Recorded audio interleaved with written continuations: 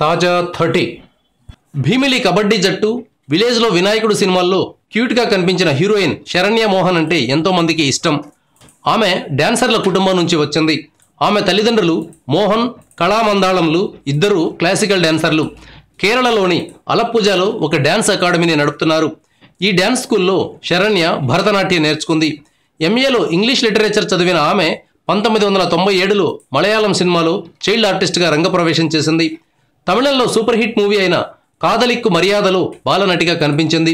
2005లో తమిళ సినిమాలో హీరోయిన్గా మొదట నటించింది. ఆ తర్వాత తమిళంతో పాటు తెలుగు, మలయాళం, కన్నడం భాషల్లో కూడా ఆమెకు అవకాశాలు వచ్చాయి. ఒక హిందీ సినిమాలోనూ నటించింది. 2009లో వచ్చిన విలేజ్లో వినాయకుడు అనే సినిమాతో తెలుగులోకి వచ్చింది. ఆ తర్వాత భీమిలి కబడ్డీ జట్టులో ఆమెకు అవకాశం వచ్చింది. ఈ సినిమా ఆమెకు మంచి గుర్తింపు తెచ్చిపెట్టింది. శరణ్య 2015లో పెళ్లి చేసుకుంది. చిన్ననాటి స్నేహితుడైన అరవింద్ కృష్ణన్ను వివాహం చేసుకుంది. ఈ దంపతులకు ఇప్పుడు ఒక బాబు ఉన్నాడు. సుమారు 30 సినిమాల్లో నటించిన శరణ్యకు ప్రస్తుతం 28 ఏళ్లు. Thank you viewers. ఈ వీడియో మీకు నచ్చితే లైక్ బటన్ టచ్ చేయండి. తాజా 30 ఛానల్కు సబ్స్క్రైబ్ చేయండి. మీ మిత్రులకు షేర్ చేయండి.